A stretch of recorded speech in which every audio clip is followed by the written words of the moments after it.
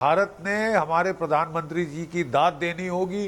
Timing, बड़ी जबरदस्त timing. जहां ट्रंप इतनी दादागिरी दिखा रहे थे, वो जापान से जाके मिले, जापान के प्राइम मिनिस्टर से मिले। $10 ट्रिलियन 10 ट्रिलियन येन यानी $67 बिलियन का निवेश जापान भारत में करने वाला है।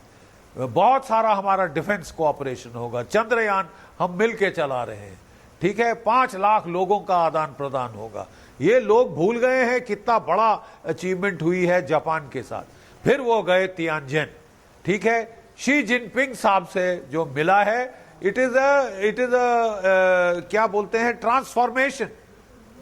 वही चीन जो कि पाकिस्तान का बड़ा पिछलग्गू बन रहा था, पाकिस्तान को आयरन ब्रदर बोल रहा था, आज उसने पाकिस्तान को आइस पे लगा दिया, ठीक है साहब। और पहलगाम की निंदा हुई है, जो फाइनल जो तियानजिन की डिक्लेरेशन साइन हुई है, आतंकवाद पे डबल स्टैंडर्ड्स की निंदा हुई है, ट्रांसबॉर्डर टेरर की निंदा हुई है, ठीक है। और 7 बारी तो हमारे प्रधानमंत्री ने टेरर का मुद्दा रेज किया, और चीन हैज गॉन अलोंग। ये वेरी वेलकम साइन। और चीन कह रहा है कि आपको रेयर अर्थ देंगे, चीन कह रहा है आपको टनल बोरिंग मशीन देंगे, फर्टिलाइजर देंगे। Very good sign. Kailash Mansarovar की यात्रा दोबारा शुरू कर दी गई, जो कि भारतीयों को, खासकर हिंदुओं, जैन, सिखों को, ये हमारे लिए बहुत बड़ी आस्था का स्थान है। ये दोबारा शुरू कर दी गई। अब उनकी मीटिंग हो रही है व्लादिमीर पुतिन से, ट्राइड एंड टेस्टेड फ्रेंड। इस वक्त हमको बहुत जरूरत है अच्छे हथियारों की। अगर हमको सुदर्शन चक्र करना है, हमको S-400 की 2 बैटरीज और चाहिए, जो पैसा हमने दिया हुआ है। S-500 चाहिए, Su-57 स्टेल्थ जेट फाइटर चाहिए। ये सब हम रूस के साथ ले बड़ा कारण कि अमेरिका या डोनाल्ड ट्रंप भारत पर टैरिफ्स लगा रहे हैं। लोग कहते हैं कि अमेरिका बार बार ये कहता है और ट्रंप कहते हैं कि हमसे हथियार खरीदे। उनके सहयोगी ने तो पब्लिकली एक इंटरव्यू में बयान दिया कि हमसे हथियार नहीं खरीदते हैं, तो इसलिए इनके ऊपर टैरिफ लगाना जरूरी है। तो ये हथियारों की जो एक रेस है, ये भी एक बड़ा कारण है। और अब रूस से बैठक हो रही है, राष्ट्रपति पुतिन से बैठक हो रही है। हथियार रूस से हम पिछले काफी दशकों से खरीदते आए हैं, वही आगे चलता रहेगा क्या? क्योंकि वो एक तरह की नींव भी है इन रिश्तों की। में पुतिन ने भारत और चीन की सराहना की है। यूक्रेन संकट को सुलझाने की कोशिश के लिए ये सराहना की है। नाटो की नीतियों ने युद्ध की आग भड़काई थी, कह रहे हैं पुतिन। दुनिया में नए रणनीतिक सिस्टम की जरूरत है। अब नए सिस्टम की बात उन्होंने आने से पहले भी कही, एक बार फिर अब वहां पर एससीओ में कह रहे हैं। और कह रहे हैं बैठक के तर पुतिन ने सहयोगी देशों को अलास्का मीटिंग की भी जानकारी दी है। तो इन तस्वीरों के साथ बड़ी मैसेजिंग जारी है। नाटो की नीतियों में युद्ध भड़काया है, ये भी कहा है। कर्नल शैलेंद्र, आप कुछ ऐड करना चाह रहे थे जब हम इससे पहले चर्चा कर रहे थे। दुनिया में नए रणनीतिक सिस्टम की जरूरत जो पुतिन बता रहे हैं, ये सिस्टम यहाँ एससीओ से निकलने वाला है क्या? देखिए, सबसे बड़ी बात यह है कि पुतिन ने जो कल भी कहा, वो बहुत मैच्योर बात करी है, बहुत ही पॉपुलर बात करी है, बहुत ही जस्टिफाइड बात करी है। हर देश का सम्मान होना चाहिए बराबरी के तौर पर। इसमें क्या गलत है? अगर गलत है तो सिर्फ एक जने के लिए गलत है, and that is called as USA या ट्रंप, जो इसको गलत पाएगा। इसी तरह अगर आज की भी अगर हम बात करें, आज का सेंसेशन पता है क्या है?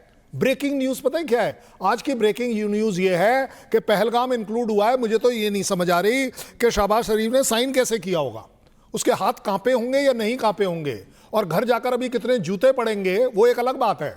कि देखिए, अगर पिछले में एक डिफेंस मिनिस्टर मना कर सकता था, आप तो प्राइम मिनिस्टर थे, आप तो क्रिएटर थे इस पहलगाम अटैक के, आप साइन कैसे कर आ गए कि हाँ जी ये गलत हुआ है? या तो आप मानिए कि आपने गलत किया है, या मानिए कि मुनीर आपके काबू में नहीं है, मानिए कि आईएसआई ही अपने आप में इस पूरी टेररिज्म के पीछे है।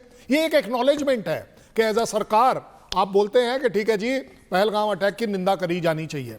पाकिस्तान, आपका इज्जत नहीं थी, कोई बड़ी बात नहीं, आज तो आपने अपनी आबरू भी लूट दी कि आप उस जगह बैठे हैं जहां सिर्फ ये बात हो रही है कि किस तरीके से आपने और आपकी कंट्री ने, आपकी आर्मी ने एक वो घिनौना काम किया था जिसको आज पूरी दुनिया इस प्लेटफॉर्म के थ्रू देख रही है, कंडेम कर रही है, निंदा कर रही है।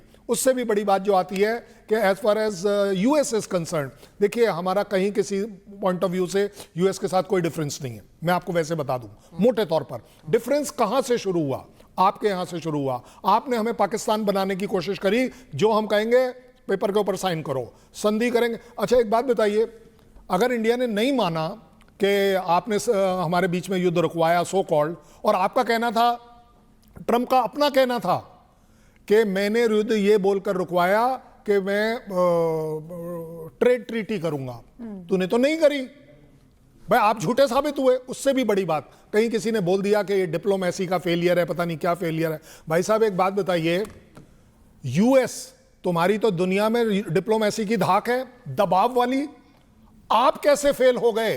हेलो विराट, यह भी एक बहुत बड़ी बात है कि मेरे से ज्यादा आप फेल हुए हैं। मैं फेल सिर्फ इस बात पे हुआ हूं कि मैंने आपकी बात नहीं मानी। मैंने अपने राष्ट्र के हितों को सर्वोपरि रखते हुए जो डिसीजन लिया है वो मेरे भारत की ताकत है, वो मेरे भारतवासियों की ताकत है। आप ये जो रेड कारपेट के ऊपर एक प्राइम मिनिस्टर चलता देख रहे हैं, इसके पीछे 140 करोड़ लोगों की ताकत इन्वॉल्व है। अब नया डिस्प्यूट पता है क्या होने वाला है कि आप उनकी कार में क्यों गए। अब ये एक नया डिस्प्यूट होगा, आप देखिएगा। देखिए एक चीज बड़ी क्लियर है कि यहाँ तीनों धड़े जो हैं, चाहे वो भारत हो, चीन हो, रूस हो, अमेरिका ने चीन के ऊपर टैरिफ लगाने की धमकी वो बार बार कह रहा है, एम्बेसडर त्रिपाठी वो बार बार कह रहा है, लगा नहीं रहा है। और इधर दूसरी तरफ यहाँ भारत के ऊपर टैरिफ्स लगा दिए हैं, वो एक तनाव हम देख रहे हैं। रूस पर सैंक्शंस और उसके बावजूद उनकी इकोनॉमी बूम की है, वो बार बार इसका उदाहरण देते हैं। अब ये तीनों देश जो हैं, इनमें से सबसे पहले किसे अप्रोच करेंगे डोनाल्ड ट्रंप, ये समझने वाली बात है। क्योंकि इस वक्त जो ये गठजोड़ है, क्लियरली जिस तरह के व्यक्ति डोनाल्ड ट्रंप हैं, वो इसे अपने खिलाफ एक मोर्चे की तरह देख रहे हैं। देखिए डोनाल्ड ट्रंप अभी तो फिलहाल भारत का विरोध करेंगे ही।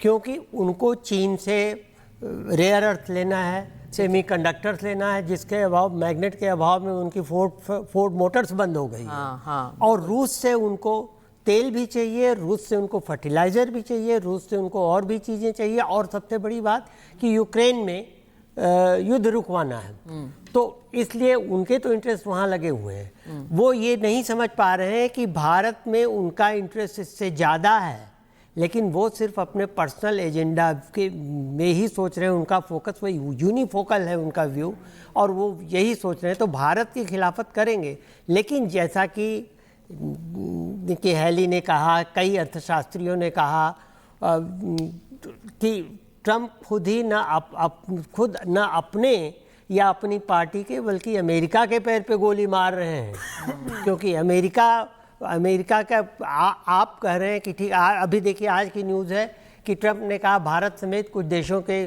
टूरिस्ट को $250 देना होगा जाने के लिए। सर मैं एक मिनट एक बार ये तस्वीरों पे बता दूं कि ये वही जगह है जहां पर दोनों देशों के राष्ट्राध्यक्षों के बीच जो बायलैटरल मीटिंग है, द्विपक्षीय बैठक होगी। तो आप देख रहे हैं कि जो सिक्योरिटी प्रोटोकॉल्स हैं वो भी इन प्लेस हैं, और दोनों देशों के जो झंडे हैं वहाँ लगे हुए हैं।